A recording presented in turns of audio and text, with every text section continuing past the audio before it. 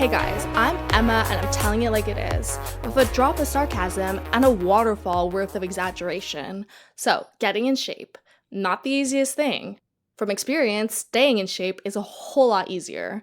I guess it has something to do with inertia. Things just tend to stay the same. Now, explain me out of that one when I'm having one of my couch potato phases. Yeah, so some of these tips are fast, others cheap, some both.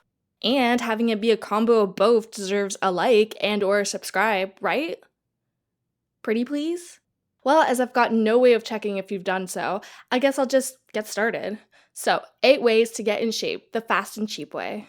1. Getting paid to exercise. Yeah, you heard right. And you don't even have to be a pro athlete to do this. In fact, a lot of Olympic athletes don't even get paid to train, unfortunately. So, how do you do this, you excitedly ask? Or I guess I'm pretending you're asking, because I can't actually hear you. Well, it's actually pretty simple. Work a job that keeps you on your feet. There's nothing like walking around all day that gives you that much more exercise. Approximately 8 hours of almost daily light to moderate cardio, while still bringing in the moolah. Instead of paying to exercise, get paid to exercise. And if you're like me and work more than one job, make sure that at least one of these jobs is physically exerting. The joys of multitasking. Now, if you're a student and also want to hit your exercise quota, I recommend getting a non-stationary part-time job, because most students spend way too much time sitting in a chair to begin with. Am I right? Well, I still can't hear you, but hey, I already know I'm right. So, moving on. 2. Free exercise. The second best form of exercise, if you ask me. Look, if you like running, jogging, walking, biking, roller skating, skateboarding, do that. Combine my free exercise suggestions with needing to get somewhere, or just do it to eventually come back home, I guess. Now, if my earlier advice of getting paid to exercise didn't appeal to you, fine. This one's for you. Just make getting to work a form of exercise. Get out a metro stop early or park your car in a spot further away and exercise the rest of the way there. Look, I'm not much of a jogger or a runner myself, but by some fluke, I landed a part-time job near my apartment. So I walk there, and when the weather is nice, I also bike there. Or even if it's not nice and I'm running late. I swear though, having to take public transit to places gets me there earlier and or on time. Look, cities might get bad reps, but hey, when your grocery store, pharmacy, work, and metro are all a short walk away, what's the point of even having a car? And without a car, I definitely get my exercise. Plus, carrying groceries definitely exercises those arm muscles. Look, I have nice arm muscles, I guess, for a lady. Also, if you swim, go to the local pool. Local pools are in fact the reason why I don't get why people have their own pools. But hey, maybe I just don't get it because I hate swimming, and the only reason I learned how to was because my parents put their foot down on my back as they pushed me into the water. I kid. So now I know how not to drown. But then I still avoid being in water as much as humanly possible. The only exception to my rule, showers. For obvious reasons. 3. Inexpensive exercise. Here comes the phone apps, the YouTube videos, and the exercise recordings. Because, hey, you either buy them outright or you pay for them in watching ads. Now, I have a dancing app that I'm personally addicted to, where I follow along with the choreography and try to beat people internationally. Not actually, just in points. Either I win or I let other people win. I'm not competitive at all. To cut down on costs, just see what your local library has in terms of exercise videos. And 4, try before you buy. Wow, we're halfway through a fitness video and I'm only just now going to mention the word gym. Well, maybe it comes from my bias against gyms. I don't know, those machine contraptions look pretty devious to me. Cousins to those medieval torture devices, waiting for an unsuspecting human to come close and break. Yes, I know I'm weird. Now, if you do trust those gym machines and you have a fave one, I'd recommend you just buy one of your own.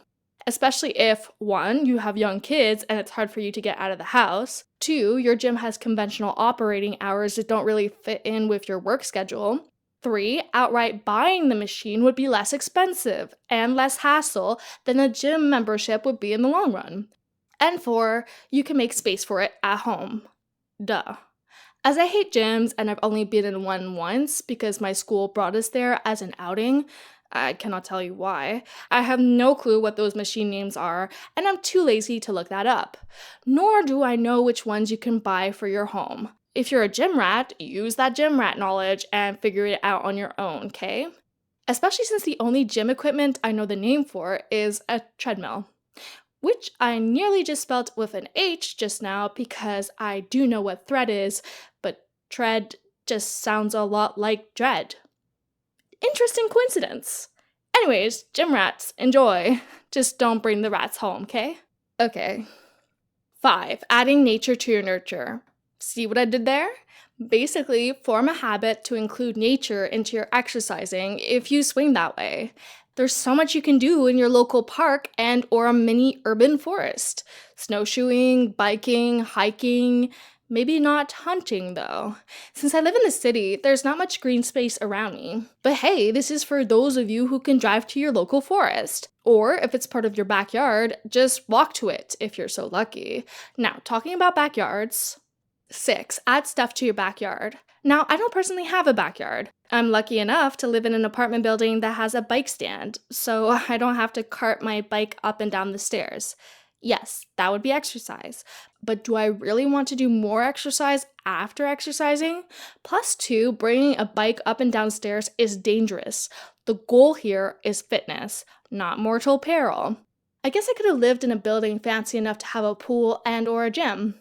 But then they usually come with more expensive rental fees, and I hate both of those, so... Anyways, onto the things you can add to your backyard. Think about sports you enjoy that you can bring to the back or front of your home. Or start a garden if you like fresh food and squats. So basically, squash and squats. Or get a dog to fertilize the ground and play ball with. Make sure it's a dog that does play ball, because not all dogs are built alike. Not that they get built, but... whatever, you know what I mean. And if you really want to destroy the environment just that much faster, have a pool installed. Look, your local pool is cheaper, more environmentally friendly, and is a lot less maintenance than having your own pool. The only cons I can see is privacy, hygiene, and convenience. But look, unless you live in the boonies, distances are usually negligible. Privacy is a luxury, and hygiene, well, I'm pretty sure public pool employees have a better idea of how to maintain a pool than you do, alright? Unless you're the master of pool hygiene, and then I stand corrected. 7, get a dog, get a friend. Or combine both of these and have a live-in dog friend. Now, of course, a dog is a little more than just, taking it out for runs or walks, or furnishing your backyard as previously suggested. But there's nothing like a dog to get you to go out and commit to a walk every day, especially if you have a hyperactive dog. Now, apparently meeting up with friends and exercising together supposedly helps to keep you on track too. Not too sure about that one, but I will say this. Pick your friend wisely. Go for someone known for their consistency or anality. Just saying, there's nothing like a friend skipping out on a workout session that makes you feel like you can afford to skip too. And now, here's a stroke of genius, if I do say so myself. What if you're looking for a job, love dogs, and are looking for exercise? Then I suggest you start your own dog walking business. Or join one. But if you're anything like me, you value your independence and the freedom of being your own boss. Now, if you want even more freedom, find other dog lovers that you trust and have them walk the dogs when you're not available. Just saying, you can make yourself a pretty penny and a fitness commitment you won't want to neglect. 8, civic centers. If you also avoid gyms like the plague, then check out what your local community center is offering. They usually have free or inexpensive activities, and you get to meet your neighbors. Yay! Or nay, however you feel about that. Check out your local universities and colleges to find affordable classes too. Now, they may only have special rates for current students or alumni, but they usually offer the courses to the general public too. So, after all those exercising tips, do I feel like exercising? Well, hey, at least I've inspired you. Hopefully. Look, I put in so much work in making this video, so naturally I'm just too tired to work out now. So, tell me below, what's your favorite excuse not to exercise? Thanks, guys.